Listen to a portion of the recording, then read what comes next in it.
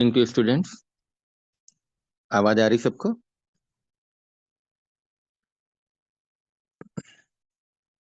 तो हम लोगों ने बात करी थी एंजाइना की, है ना। एंजाइना एंजाइना में चेस्ट पेन बताया था। चेस्ट पेन हमारा रेडिएट हो सकता है लेफ्ट आर्म में या जॉ में या कभी कभी एपिगैस्ट्रियम में। ये सारी बातें हम लोगों ने करी हुई थी। ठीक है। फिर एंजाइना हमने तीन टाइप के बताए थे। एक जिसमें जो है एथेरोमा बनता है, कोलेस्ट्रॉल जमा हो जाता है कोरोनरी आर्टरी में, उसको कौन सा एंजाइना बोलते हैं, जल्दी से बताओ। Very good, Faiziya. इंशा। ठीक है। स्टेबल एंजाइना हम लोग बोलते हैं, स्टेबल एंजाइना हम लोग बोलते हैं, राइट। दूसरा मैंने बताया था कि जिसमें कभी कभी एथेरोमा रप्चर हो जाता है और वहां पे क्लॉट बनने लगता है और बड़ी सीवियरली अक्लूजन हो जाता है, प्रोग्रेसिव होता है ना, बाद में एमआई बन सकता है। उसको हम लोग अनस्टेबल वेजाइना बोलते हैं, अनस्टेबल एंजाइना। तीसरा हमने कहा था कि कोरोनरी आर्टरी में कभी कभी स्पाज्म हो जाता है, कोरोनरी आर्टरी में कभी कभी स्पाज्म हो जाता है। Prinzmetal, very good. Prinzmetal angina also called as Shivani, बहुत बढ़िया। Prinzmetal angina also called as vasospastic angina, vaso. तो आज हम लोग इनका तीनों का ट्रीटमेंट पढ़ेंगे। ठीक है। सिम्टम पढ़ चुके हैं, ट्रीटमेंट पहले पढ़ चुके हैं शॉर्ट में, आज हम लोग डिटेल में पढ़ेंगे। ब्रांड नेम देखेंगे, डोजेज देखेंगे और कैसे इन तीनों टाइप के एंजाइना का ट्रीटमेंट करते हैं। ठीक है। तो वन बाय वन हम लोग शुरू करते हैं। बच्चे आज बहुत कम हैं, लग रहा है सब होली में घर चले गए हैं। ठीक है। तो कोई नहीं, आज एंजाइना हम लोग खत्म करेंगे। तो मैं आपके साथ स्क्रीन शेयर करता हूँ, राइट।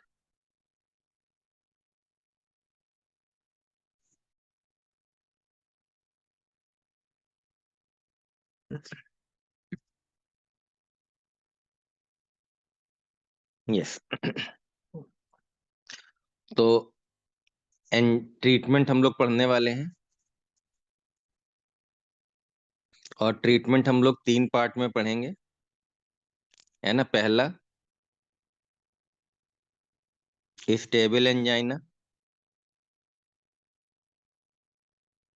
दूसरा वैसोस्पास्टिक या फ्रिंज मेटल,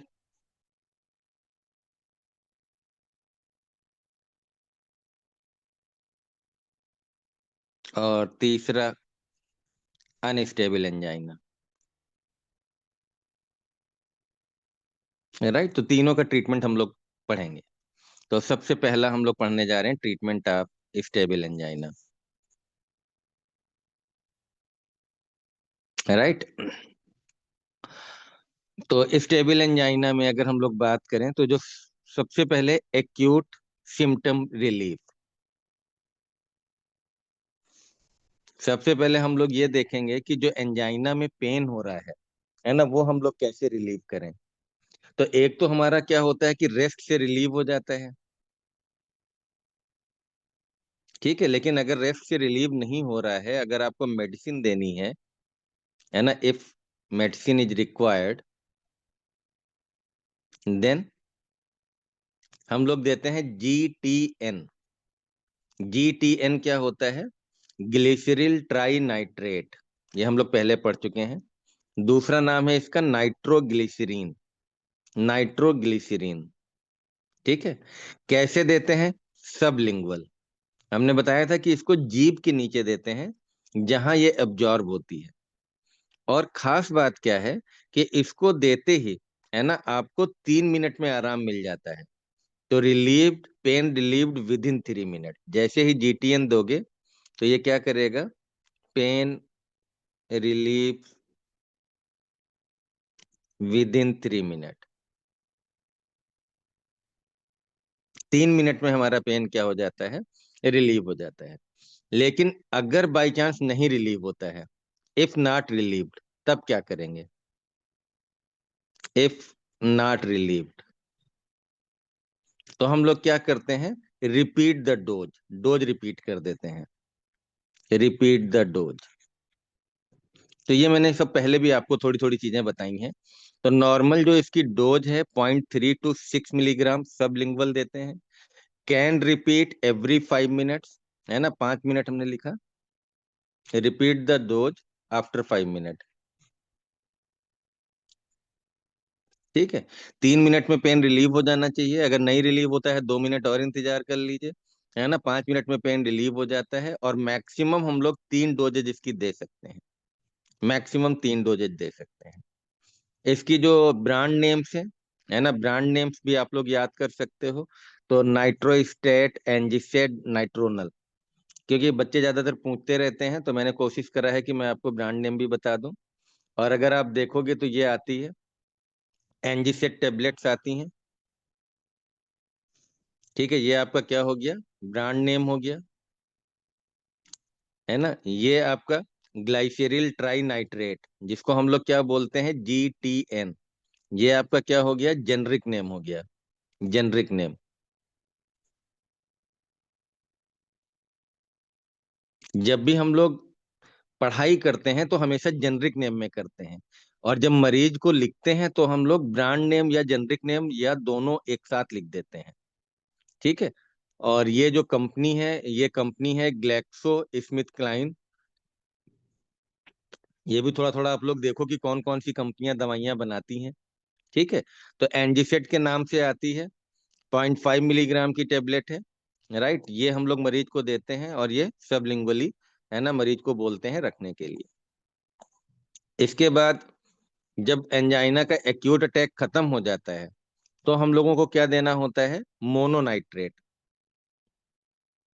आइसोसार्बाइड मोनोनाइट्रेट। ये आपका क्या हो गया, जेनरिक नेम हो गया। बहुत सारे ब्रांड नेम से आता है, किस नाम से है, मोनिट 30, मोनिट आपका ये ब्रांड नेम हो गया। 30 मिलीग्राम हो गया, 30 इसलिए है यहाँ पे। और एसआर का मतलब आप लोगों को मैंने बताया है पहले। एसआर, एसआर का मतलब क्या होता है, सस्टेन्ड रिलीज।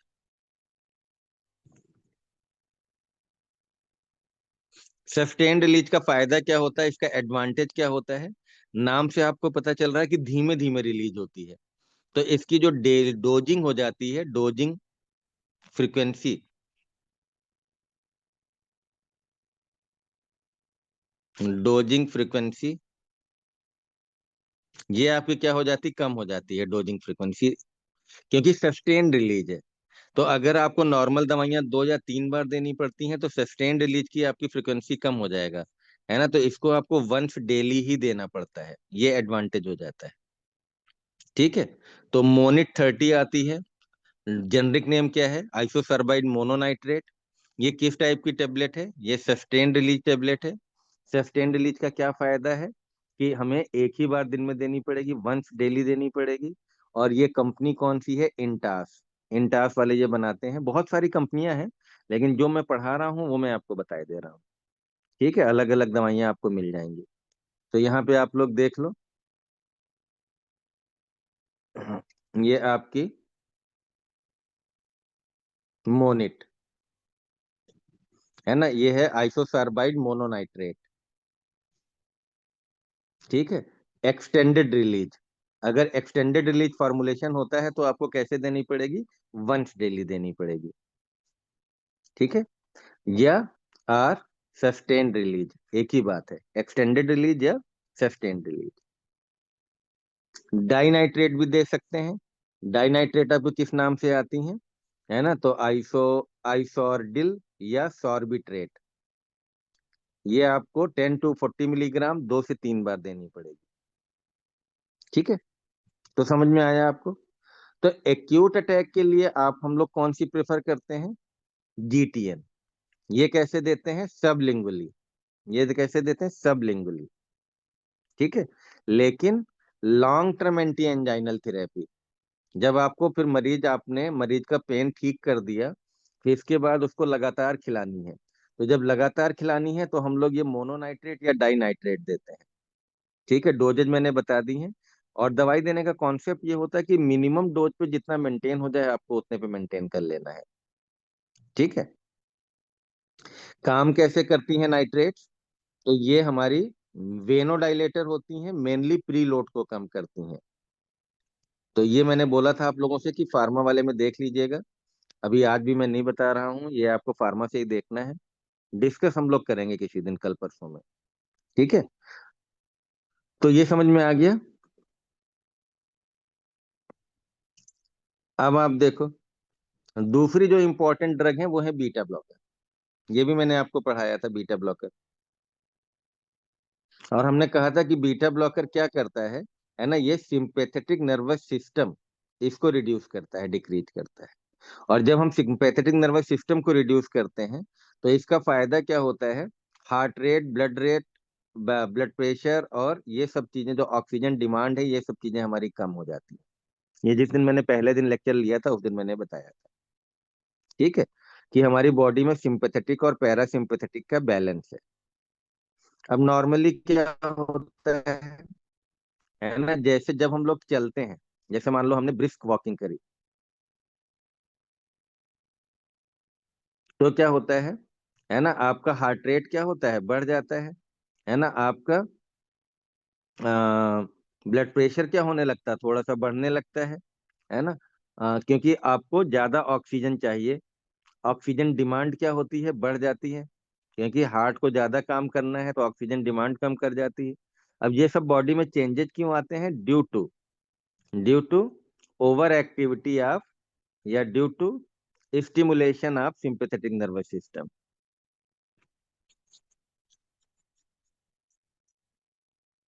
ठीक है।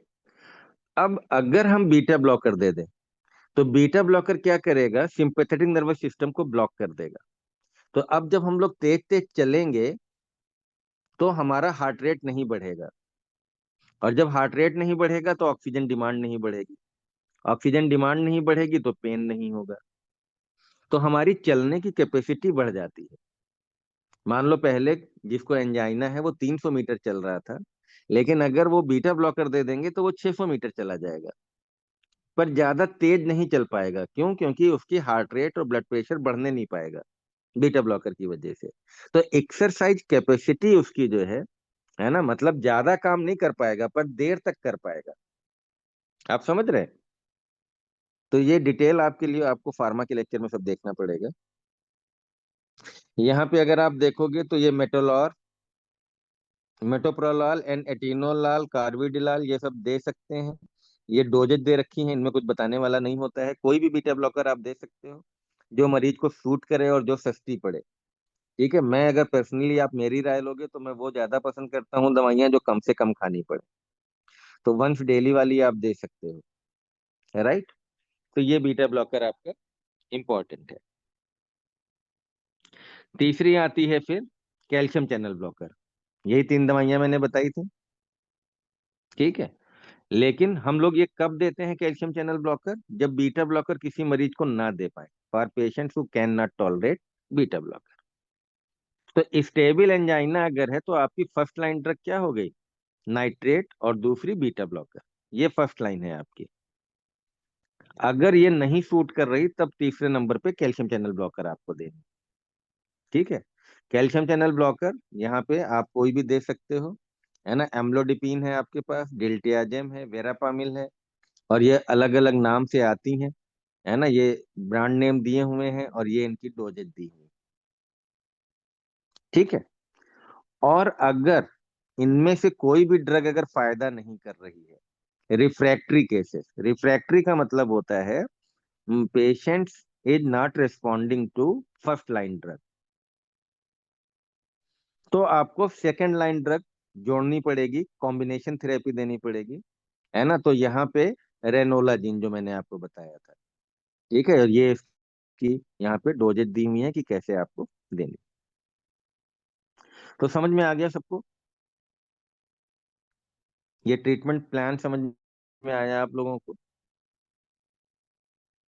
तो एक बार चैट सेक्शन में आ जाओ फटाफट।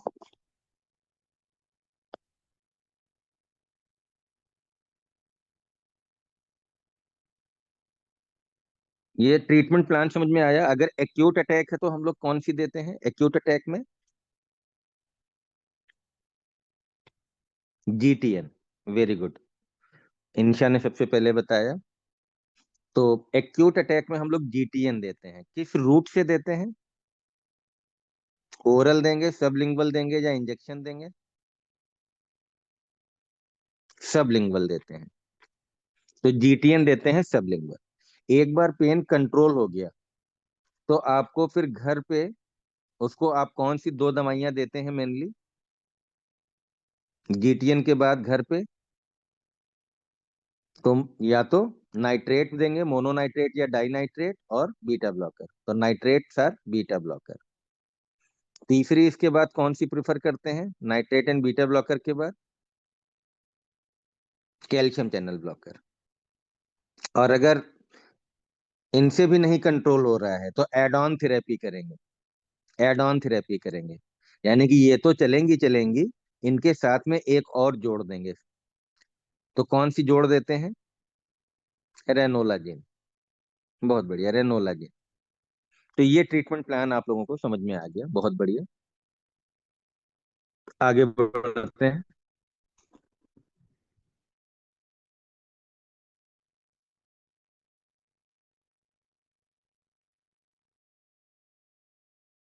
अब ये मैंने आपको बताया था कि जिनको एंजाइना है, तो एंजाइना के मरीजों को में दिक्कत क्या है? एंजाइना के मरीजों में रिस्क ऑफ MI। MI का रिस्क है, मायोकार्डियल इंफार्क्शन। क्योंकि कोरोनरी आर्टरी में जो हमारा ये कोलेस्ट्रॉल जमा है, ये कभी भी हमारा है ना क्लॉट में बदल सकता है। और क्लॉट में अगर बदल जाएगा तो ये कोरोनरी आर्टरी आपकी ब्लॉक हो जाएगी। इस रिस्क को ध्यान में रखते हुए हम लोगों को कुछ एंजाइना के लिए, एंजाइना के ट्रीटमेंट के साथ साथ MI को प्रिवेंट करने की दवाइयां भी चलानी पड़े। और इसमें जो सबसे इंपॉर्टेंट है, हम लोग पहले पढ़ चुके हैं, एंटी प्लेटलेट थेरेपी। तो एंजाइना के मरीजों में है ना, एंजाइना से इसका कोई मतलब नहीं है, लेकिन हम लोग एस्पिरिन इसलिए दे रहे हैं कि उसको जो है MI का अटैक ना पड़े। और दूसरी मैंने बताई थी क्लोपिडोग्रेल। ठीक है। तो दोनों दे सकते हैं, दोनों में से एक दे सकते हैं, या दोनों कॉम्बिनेशन दे सकते हैं। ठीक है।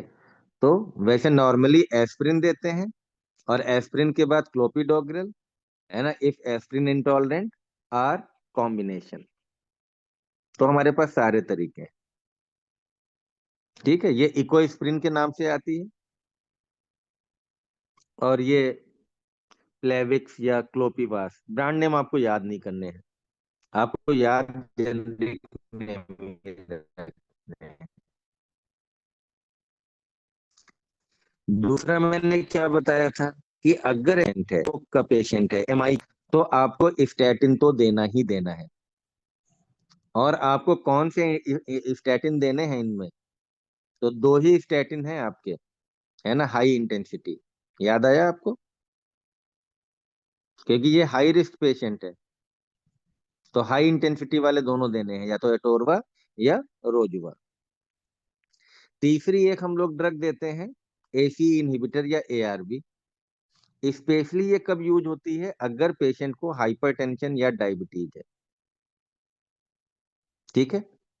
तो हाइपरटेंशन, आर या एंड, दोनों में से डायबिटीज मेलाइटस है विद एंजाइना, तो आपको ये देनी ही देनी है AC इनहिबिटर। आगे बात समझ में?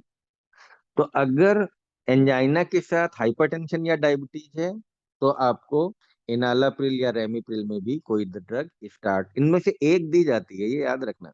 ये ग्रुप है पूरे। जैसे ये नहीं करना कि एटोरवा और रोजवा दोनों दे देना है, इनमें से कोई एक। AC इनहिबिटर 7-8 है, इनमें से कोई एक। ठीक है। और लाइफ स्टाइल मॉडिफिकेशन, ये हम लोग ऑलरेडी पढ़ चुके हैं, लाइफ स्टाइल मॉडिफिकेशन, जिसमें हम लोगों ने ये सारी चीजें पढ़ी हुई हैं। रेगुलर एक्सरसाइज करना है, लो फैट डाइट, लो सोडियम, हाई फाइबर, स्मोकिंग रोकना है, स्ट्रेस रोकना है, योगा करना है, वेट कंट्रोल करना है। तो ये सब आप लोगों को पहले से पता है, राइट? तो this is, all about the medical therapy. इसके बाद आपको अगर बहुत ज्यादा एंजाइना है, सीवियर केस है, तो सीवियर केस में आपको मजबूरी है आपकी, एमआई से बचाना है तो आपको ये करना पड़ सकता है, पीसीआई या सीएबीजी। ठीक है। सीएबीजी हमने कब बताया था? अगर ट्रिपल वेसल ब्लॉक है, सीवियर और ट्रिपल वेसल ब्लॉक।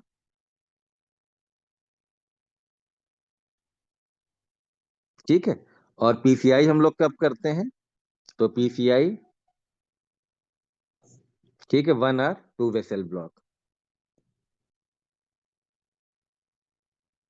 तो 3 कोरोनरी आर्टरी पर पूरे में तीनों तीनों पूरी कोई भी 3 ब्लड वेसल्स हमारी जो हार्ट की हैं वो अगर ब्लॉक हैं तो आपको सीएबीजी करना पड़ेगा, 1 या 2 ब्लॉक हैं तो पीसीआई करना पड़ेगा। ये मैं आपको ऑलरेडी बता चुका हूँ। ठीक है। तो this is all about the treatment of stable angina.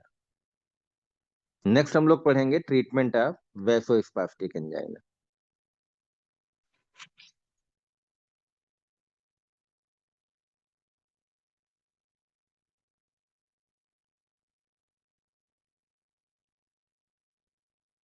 ठीक है।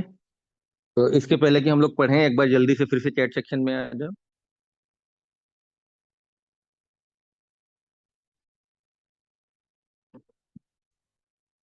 तो अगर हाइपरटेंशन भी है, एंजाइना के साथ हाइपरटेंशन या डायबिटीज मेलाइटस है, तो कौन सी ड्रग हम लोग एंटी एंजाइनल ड्रग के साथ एक कौन सी ड्रग ऐड कर देंगे? ACE inhibitor, ACE inhibitor. किसी एक एसी इनहिबिटर का नाम लिखेंगे सब लोग। Very good. आफरीन, इंशा, सुषमा, शिवानी, दिव्या, फैजिया। कुछ लोग बहुत अच्छा पढ़ रहे हैं, 6-7 लोग तो हैं, और बस मुझे एक ही चीज का अफसोस है कि लड़के नहीं पढ़ रहे हैं, सब लड़कियां पढ़ रही हैं। तो वुमेन्स डे हम लोगों ने सेलिब्रेट करा, सब लड़कियां जवाब देती हैं, लड़के सब गायब हैं। मतलब क्या कर रहे हैं लड़के? होली खेल रहे हैं क्या सारे, या मैच देख रहे हैं क्रिकेट का? अब मैं अगर देखता हूँ फैजिया, संध्या, आफरीन, दिव्या पांडे, शिवानी, ये अमा खान, सुषमा, देखो सब लड़कियां हैं, लड़के हैं ही नहीं, एक भी, सब गायब हैं क्या? नाक कटवा दी यार सारे लड़कों ने मिलके।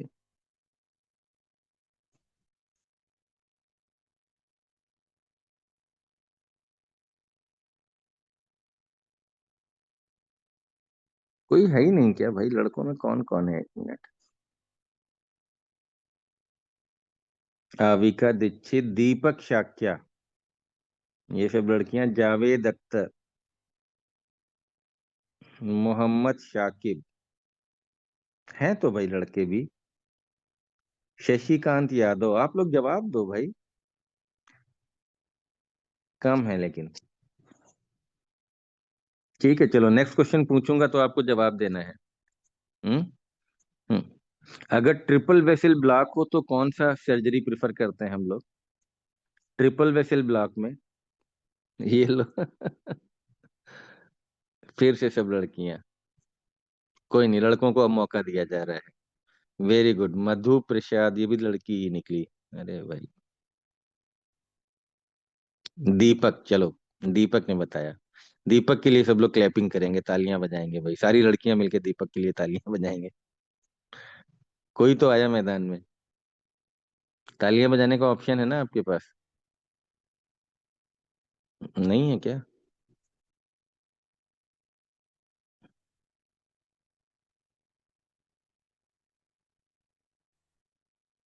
Very good. ठीक है, तो ट्रिपल वेसल ब्लॉक होता है तो हम लोग सीएबीजी करते हैं, और 1 या 2 वेसल ब्लॉक होता है तो क्या करते हैं? पीसीआई करते हैं, पीसीआई करते हैं। Very good. चलो आगे बढ़ते हैं फिर, फटाफट आज खत्म कर देता हूँ मैं, हाँ? तो बहुत आसान है, बहुत बार पढ़ चुके हैं, क्योंकि मैं कोशिश करता हूँ एक ही चीज को इतनी बार बता दूं कि जो लोग रेगुलर क्लास करते हैं उनको वहीं पे याद हो जाए। तो ये है वैसोस्पास्टिक एंजाइना, जिसमें हमारा क्या होता है, कोरोनरी आर्टरी का वैसोस्पाज्म हो जाता है। यहाँ पे आपको याद रखना है कि वैसोस्पास्टिक एंजाइना में नाइट्रेट की जगह क्या प्रिफर करते हैं, कैल्शियम चैनल ब्लॉकर। ठीक है, तो ये फर्स्ट लाइन ट्रीटमेंट है हमारा। तो फर्स्ट लाइन फॉर वैसोस्पास्टिक, ये दोबारा दोबारा मैं इसलिए लिख देता हूं कि मैं इम्फेसाइज करना चाह रहा हूं। ठीक है, और एक्चुअली कैल्शियम चैनल ब्लॉकर करता क्या है ना, ये प्रिवेंट करता है कोरोनरी स्पाज्म को, बार बार अटैक नहीं पड़ेगा, by inhibiting calcium influx. Calcium, आपको इसको ऐसे याद कर सकते हो मोटा मोटा, आपने कैल्शियम का पढ़ा होगा, एक्टिन मायोसिन, जो एक्साइटेशन कॉन्ट्रैक्शन कपलिंग, याद आया किसी को, एक्साइटेशन कॉन्ट्रैक्शन कपलिंग, जो मसल कॉन्ट्रैक्शन होता है, मसल कॉन्ट्रैक्शन। अब क्या करा, हमने क्या करा, कैल्शियम चैनल ब्लॉकर दे दिए।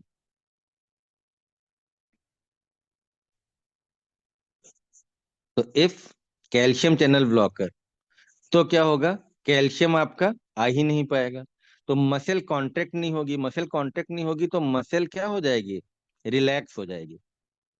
और इसकी वजह से क्या होता है, जो आर्टीरियोल की मसल है, आर्टीरियोलर वैसोडाइलिटेशन हो जाता है।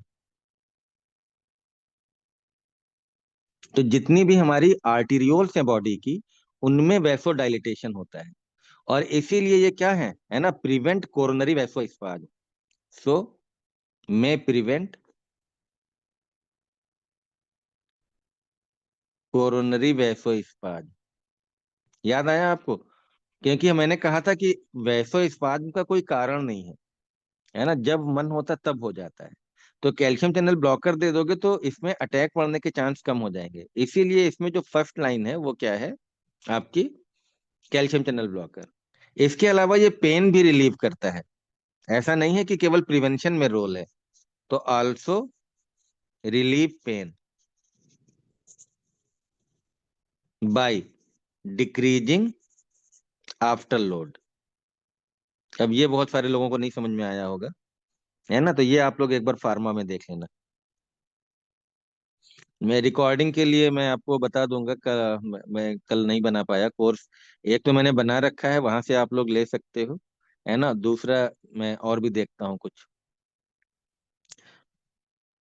तो मेडिसिन का जो कोर्स है उसमें जो मेडिसिन की रिकॉर्डिंग है, प्लस फार्मा की रिकॉर्डिंग, प्लस पैथो की रिकॉर्डिंग, उसमें सारा के कंबाइंड मैंने बना दिया था, जिससे कि जो भी बच्चे पढ़ना चाहें तो वो एक दूसरे को उसके साथ में पढ़ सकें। बाकी यूट्यूब के जो लिंक है वो भी मैं आपको शेयर ही कर देता हूँ। तो calcium channel blocker, amlodipine, diltiazem, verapamil, है ना, जो पहले हम लोगों ने बात करी थी। नाइट्रेट भी दे सकते हैं, ऐसा कुछ नहीं है, क्योंकि एंजाइना में ये नाइट्रेट दिया ही जाता है।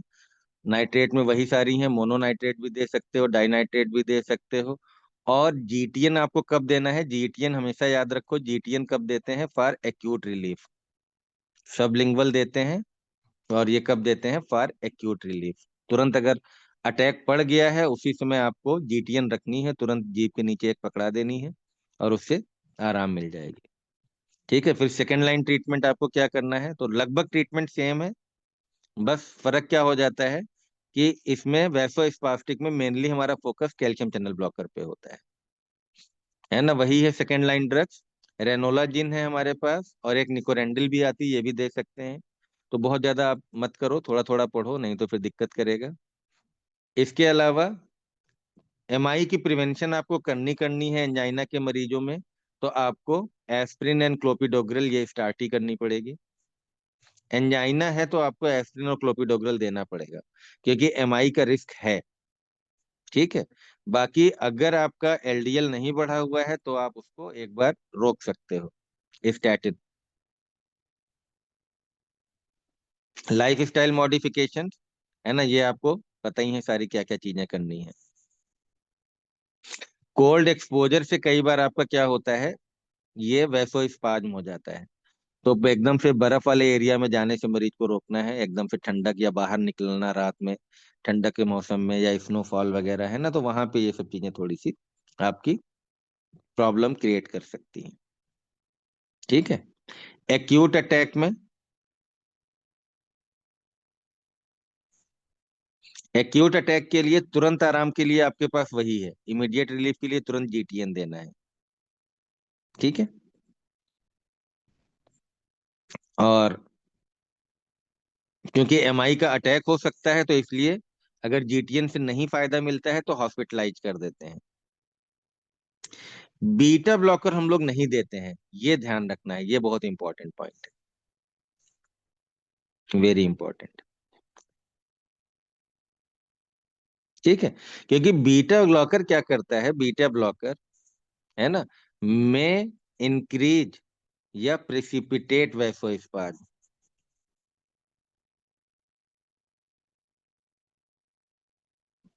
एक्चुअली बीटा ब्लॉकर वाली जो दवाइयां हैं वो खुद वैसोस्पाज्म करती हैं। तो बीटा ब्लॉकर आप स्टेबल एंजाइना में दे सकते हैं, है ना, नीचे लिखे दे रहा हूं। So beta blocker are indicated in stable angina but contraindicated in vasospastic angina. ये भी हमने फार्मा में बहुत अच्छे से पढ़ाया है ना, लेकिन ये सब फिर अभी नहीं बता सकते, अदरवाइज फिर हमारा कोर्स नहीं खत्म हो पाएगा। ठीक है। ये जो रीजन दिया हुआ है, ये मैंने बता पढ़ाया है ना, कि कैसे होता है अल्फा रिसेप्टर बीटा रिसेप्टर। ठीक है, तो ये आप लोगों को अगर ज्यादा अच्छे से पढ़ना है तो वहां पे देखने पड़ेंगे। अब आ जाओ तीसरे नंबर पे। Third is treatment of unstable angina. Unstable angina एक तरीके से आप एमआई का अटैक मान सकते हो। तो no S T elevation MI इसको बोलते हैं, N S T, no S T elevation MI. ये हम लोग एमआई में पढ़ेंगे कि एमआई दो तरीके का होता है, एक जिसमें एसटी सेगमेंट उठा होता है और एक जिसमें एसटी सेगमेंट एलिवेट नहीं होता। तो एक्चुअली ये यहाँ पे मैं थोड़ा सा चलो तुमको बता दूं। जो कोरोनरी आर्टरी होती है, तो जब कोरोनरी आर्टरी का ब्लॉकेज होता है तो दो चीजें होती हैं, या तो कंप्लीट ब्लॉकेज हो जाएगा, कंप्लीट ब्लॉकेज। कंप्लीट ब्लॉकेज का मतलब है कि पूरा का पूरा डायमीटर आपका वो हो गया, या पार्शियल ब्लॉकेज। पार्शियल ब्लॉकेज का मतलब है कि थोड़ी सी ब्लड सप्लाई, थोड़ा सा स्पेस रह गया है, तो यहाँ पे थोड़ा सा ब्लड आपका पास हो सकता है, जबकि यहाँ पे एकदम ब्लड पास नहीं होगा। तो जब कंप्लीट ब्लॉकेज होता है तो एसटी एलिवेशन होता है, और जब पार्शियल ब्लॉकेज होता है तो नो एसटी एलिवेशन होता है। एमआई दोनों में पड़ सकता है, क्योंकि एमआई के लिए हमने क्या बताया था आपको, एमआई का मतलब है कि मायोकार्डियल में नेक्रोसिस स्टार्ट हो जाए। तो अगर 90% या 95% ब्लॉकेज है, 5% ब्लड सप्लाई है, तब भी हमारी टिश्यू डेथ स्टार्ट हो जाएगी, तो उसको नो एसटी एलिवेशन एमआई बोलेंगे। ठीक है, तो समझ में आ गया। तो अनस्टेबल एंजाइना, है ना, ये क्या क्यों होता है अनस्टेबल एंजाइना, तो due to the partial occlusion of a coronary artery. Complete occlusion का मतलब क्या हो जाएगा आपका, एमआई। तो यहाँ पे हमें क्या करना है, तो ट्रीटमेंट के गोल क्या है। तो पहला, प्रिवेंट कंप्लीट अक्लूजन। पहला काम तो हमें ये करना है, ये बचाना है कि भाई पूरी की पूरी आर्टरी ब्लॉक ना हो, पेन खत्म करना, इस्कीमिया खत्म करना, और जो हमारा प्लाक और एथेरोथ्रोम्बोसिस जो बन रहा है उसको खत्म करना, जिससे कि फर्दर नेक्रोसिस ना हो। अब ये कैसे करेंगे, तो पहला आपको याद रखना है मोना, इमरजेंसी ट्रीटमेंट। ये एमआई का और इसका लगभग मिलता जुलता है, एमआई में भी देखना हम लोग यही पढ़ेंगे। तो 5 दवाइयां हैं मोना बी, ये आपको याद करना है। तो अगर आपके पास पेशेंट आता है तो आपको morphine, oxygen, nitroglycerin, aspirin and beta blocker, ये 5 दवाइयां सबसे पहले आपको देनी है। राइट, तो याद रहेगा आप लोगों को। तो यही एमआई में भी हम लोग देते हैं एक तरीके से। इसके बाद दूसरा है आपको क्लॉट फॉर्मेशन को रोकना। तो क्लॉट फॉर्मेशन को रोकने के लिए आपके पास वही है, एंटी प्लेटलेट थेरेपी। आजकल डीएपीटी, डुअल एंटी प्लेटलेट हम लोग बोलते हैं।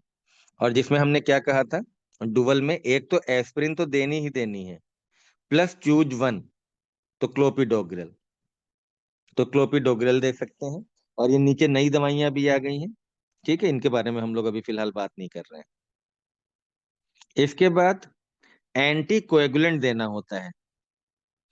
एंटी प्लेटलेट का मतलब है कि प्लेटलेट का एग्रीगेशन रोकना।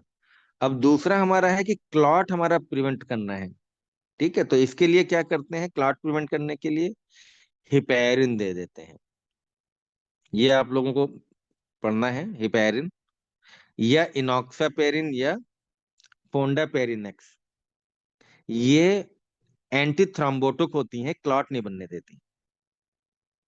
ठीक है, तो ये आपको याद करना है। फिलहाल आप लोग चाहो तो हिपैरिन याद कर लोगे। ठीक है, कम से कम एक दवाई आपको याद रहे।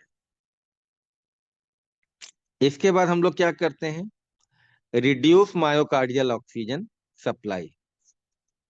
हमारा अगला क्या होता है कि ऑक्सीजन डिमांड ना बढ़ने पाए।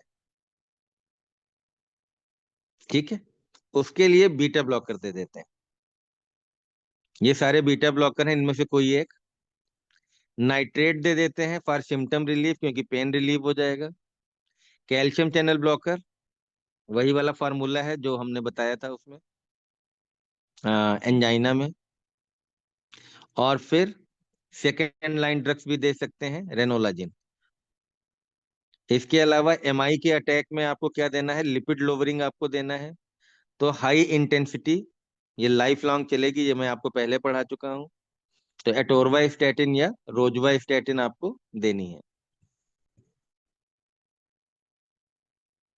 ठीक है, एसी इनहिबिटर्स।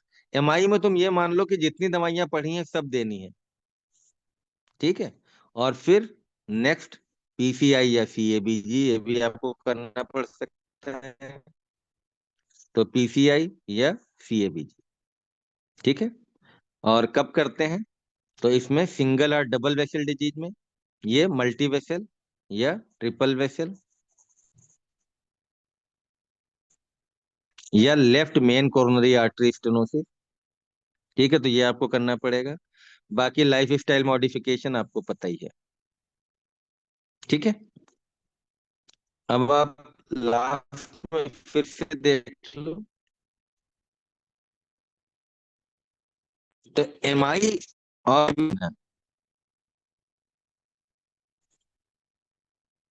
इसमें आपको लगभग लगभग सब चीजें देनी पड़ती हैं, क्योंकि आपको हार्ट को फुल प्रोटेक्शन देना है।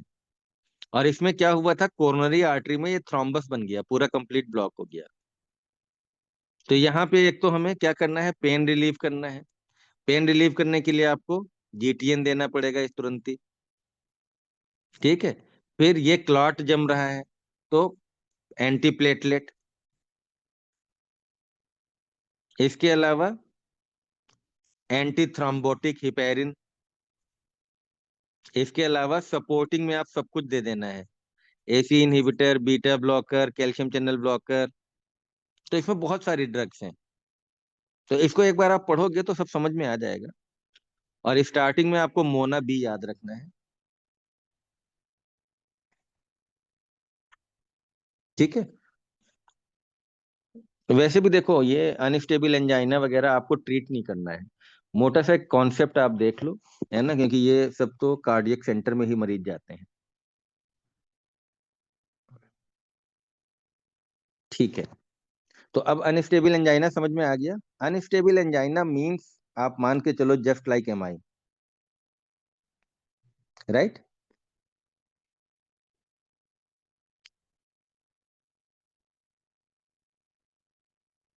तो इस पीडीएफ को मैं शेयर कर दूंगा, इसको आप लोग 2-3 बार पढ़ोगे तो याद हो जाएंगी चीजें। बहुत आसान है, छोटे छोटे से कॉन्सेप्ट हैं, है ना। और अगर एग्जामिनेशन में आता है आप तीनों एंजाइना का अलग अलग लिख दो तो बहुत बढ़िया है। अगर नहीं लिख पाते हो तो आप अनस्टेबल और स्टेबल करके लिख सकते हो। सब में कॉमन दवाइयां हैं, कॉमन आपका प्रिवेंशन है, प्रोमार्डियल प्रिवेंशन है। थोड़े थोड़े से फर्क हैं, एक बार आप देखोगे तो समझ में आ जाएगा। तो कल क्लास करना चाहोगे या सब लोग होली मनाओगे? यस या नो, जल्दी से लिखो। 1 वीक हॉलीडे करें या अभी आपको क्लास करनी है? यस या नो, जितने लोग करना चाहें जल्दी से बताएं, जो नहीं करना चाहते हैं वो लोग बताएं। Yes yes yes. No. Yes yes yes yes. बहुत सारे लोग हैं जो पढ़ना अभी भी चाहते हैं। ठीक है, चलो कल देख लेंगे, मेरा भी क्या है ना। या तो 1 वीक की छुट्टी कर देते हैं, होली के बाद फिर एमआई शुरू करेंगे, कि एमआई अगर करेंगे तो पूरा खत्म भी नहीं हो पाएगा, फिर ब्रेक लेना पड़ेगा। ठीक है, तो चलो कल मैं सोच के देखता हूँ कि क्या होगा। ओके। ठीक है, तो चलिए आप लोग इसको पढ़िए। इसके मैं क्वेश्चन बना दूंगा, एमसीक्यू बना के टेस्ट ले लेंगे। ठीक है। और उसमें जो पुराने तीनों टॉपिक हो गए आपके, लिपिड वाला, एलडीएल वीएलडीएल वाला, वो भी आप लोग पढ़ लीजिएगा। और ये वाला पढ़ लेना, तो दोनों को मिला के हम फिर आपको टेस्ट देंगे। ठीक है, तो 1-2 दिन में टेस्ट बना के दे देंगे आपको। तो okay, bye bye, good night, good night. कोई क्वेश्चन है तो आप लोग पूछ सकते हो। Any question then you can ask.